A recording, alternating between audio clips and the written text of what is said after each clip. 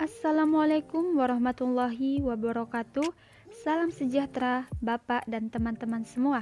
Selamat datang di video saya.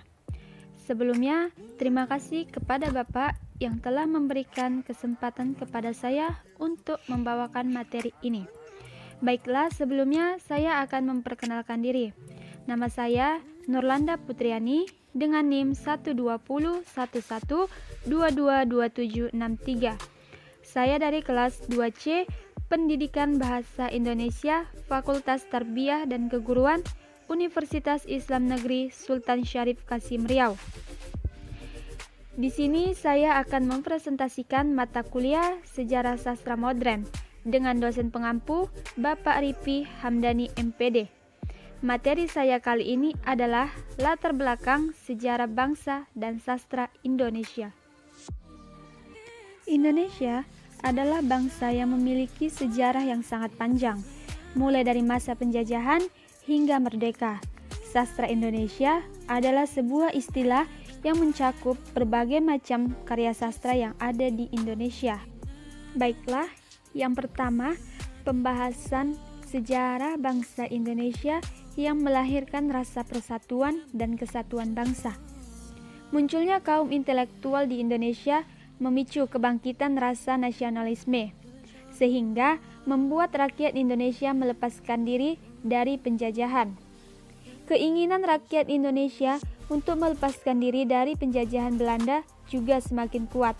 Keinginan tersebut juga terlihat dari berbagai peristiwa yang terjadi pada masa pergerakan nasional.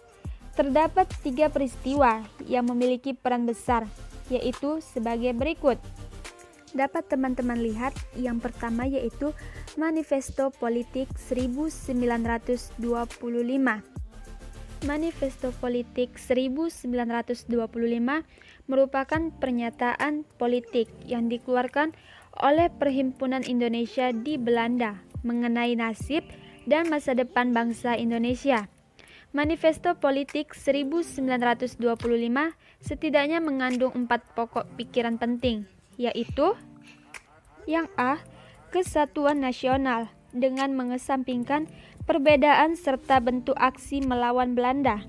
Hal ini dilakukan untuk menciptakan negara yang merdeka. Yang B. Solidaritas yang disebabkan oleh adanya pertentangan kepentingan di antara penjajah dengan terjajah. Yang ketiga, kooperasi. Artinya, kemerdekaan yang diraih Indonesia bukan hadiah dari Belanda, tetapi hasil kekuatan dari Indonesia sendiri. Yang D. Swadaya mengandalkan kekuatan sendiri dengan menciptakan struktur alternatif dalam kehidupan nasional, politik, sosial, dan ekonomi. Yang kedua yaitu Kongres Pemuda 1928. Rasa nasionalisme para pemuda untuk memerdekakan bangsa terus bertambah dengan adanya pembentukan Perhimpunan Pelajar-Pelajar Indonesia atau PPPI pada September 1926 di Jakarta. Dibentuknya Perhimpunan Pelajar-Pelajar Indonesia adalah memperjuangkan Indonesia merdeka. Rasa nasionalisme itu diwujudkan dalam Kongres Pemuda II yang digelar pada 27-28 Oktober 1928.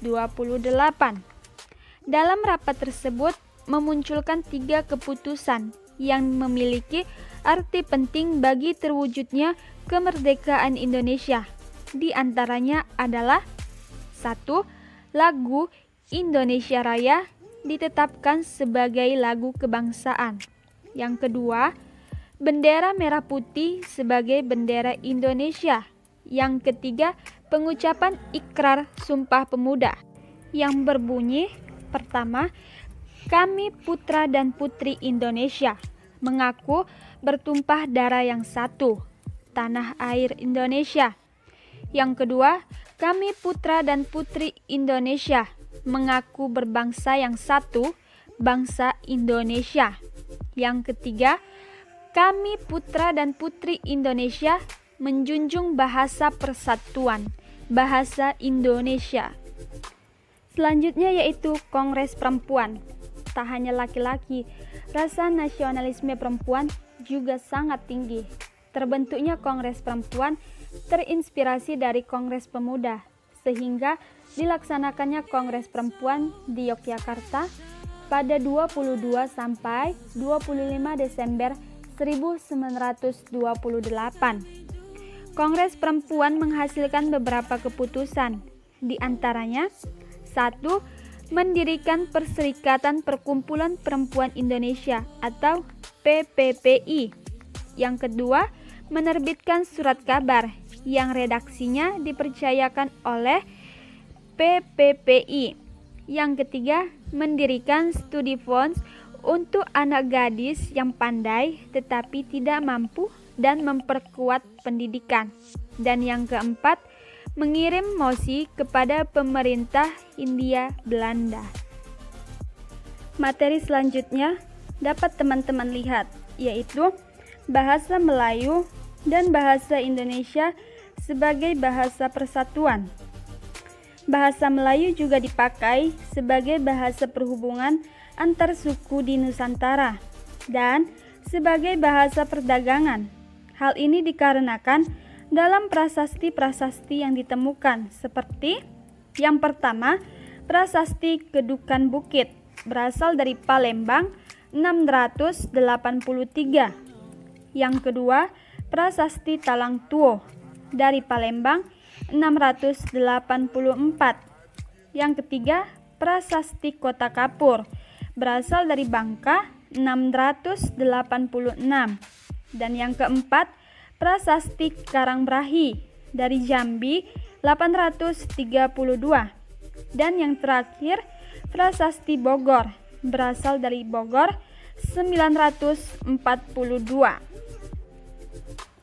Bahasa Indonesia tumbuh dan berkembang dari bahasa Melayu yang sejak zaman dulu sudah dipergunakan sebagai bahasa perhubungan. Pada masa itu, para pemuda dari berbagai pelosok Nusantara berkumpul dalam kerapatan pemuda dan berikrar, yang pertama, bertumpah darah yang satu, tanah Indonesia. 2. Berbangsa yang satu, bangsa Indonesia. Yang ketiga, menjunjung bahasa persatuan, bahasa Indonesia, atau yang kita sebut sebagai Sumpah Pemuda. Para pemuda Indonesia yang tergabung dalam perkumpulan pergerakan secara sadar mengangkat bahasa Melayu menjadi bahasa Indonesia yang menjadi bahasa persatuan untuk seluruh bangsa Indonesia. Sumpah Pemuda 28 Oktober 1928. Materi yang ketiga yaitu sastra Melayu dan sastra merupakan tulisan dalam arti yang luas. Umumnya, sastra berupa teks rekaan, baik puisi maupun frasa yang nilainya tergantung pada kedalaman pikiran dan ekspresi jiwa. Dari makna asalnya, sastra meliputi segala bentuk dan macam tulisan yang ditulis oleh manusia, seperti catatan ilmu pengetahuan, kitab-kitab suci, surat-surat, undang-undang, dan sebagainya. Sastra dalam arti khusus yang kita gunakan dalam konteks kebudayaan adalah ekspresi gagasan dan perasaan manusia. Jadi, pengertian sastra sebagai hasil budaya dapat diartikan sebagai bentuk upaya manusia untuk mengungkapkan gagasannya melalui bahasa yang lahir dari perasaan dan pemikiran. Dari pengertian di atas dapat disimpulkan bahwa sastra Melayu adalah hasil budaya yang dapat diartikan sebagai bentuk upaya manusia untuk mengungkapkan gagasannya melalui bahasa Melayu. Dari materi yang saya jelaskan, dapat disimpulkan bahwa dalam sejarah bangsa terdapat peristiwa-peristiwa yang melahirkan rasa persatuan dan kesatuan bangsa. Rakyat Indonesia ingin memerdekakan Indonesia tanpa adanya belas kasihan dari para penjajah. Sastra Melayu adalah hasil budaya yang dapat diartikan sebagai bentuk upaya manusia untuk mengungkapkan gagasannya melalui bahasa Melayu yang lahir dari perasaan dan pemikirannya, bisa berbentuk lisan maupun tulisan. Baiklah, sekian yang dapat saya sampaikan. Semoga bermanfaat. Lebih dan kurangnya saya mohon maaf. Wabillahi taufik wal hidayah. Wassalamualaikum warahmatullahi wabarakatuh.